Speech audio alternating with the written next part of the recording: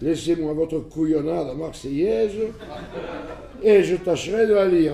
Ce fut le début d'une amitié qui ne s'achèvera jamais.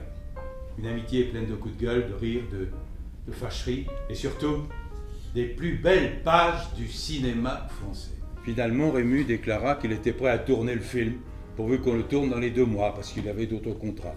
Restait à régler l'accord financier parce que Rému avait placé la barre très haut. Mon grand Jules, je ne comprends pas grand-chose à ta dernière lettre, sauf qu'on a dû te monter le coup contre moi. Je t'ai télégraphié écrit que j'acceptais premièrement tes dates, deuxièmement un avaloir de 400 000, quand même, Jules, 400 000, payable quand tu le voudrais. Troisièmement, un défraiement de 300 francs par jour pour te permettre d'habiter chez toi à Bandol. Je mange, moi, chez moi.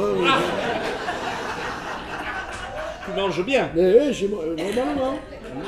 Marcel, je suis allé voir le Spoons à l'Olympia. Alors, il y a de très bonnes scènes, de très bonnes choses, mais il y en a aussi de très mauvaises, indignes de toi. Parce que le son est mauvais, très mauvais, infâme. Les photos sont mauvaises. Par moments, Demazy arrive à loucher. Et à part Fernandel et Demazy, Bélière et Mopi, ils sont tous très mauvais, très mauvais. Enfin, je ne comprends pas ce qui s'est passé dans la scène où on voit Mopi en gros plan. Enfin, quand même, Mopi en gros plan. Tu aurais dû le mettre en pied. En pied, mais Mopi, on le met en pied.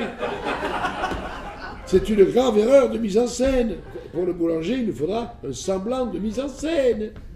Que ça ne sente pas la pagaille. N'engage pas Charles Moulin. Charles Moulin pour le rôle du berger. Il va très bien, Charles Moulin. Charles Moulin. Tu l'as entendu parler?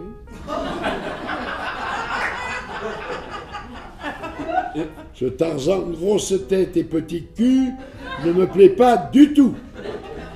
Sépare-toi de tous tes courtisans.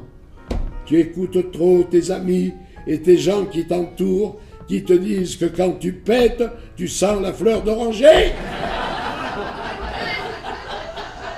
Je suis content quand tu m'écris, je lis ta lettre à tout le monde, en coupant bien entendu tout ce qui pourrait faire de la peine à quelqu'un. Ce qui fait que j'en lis peu.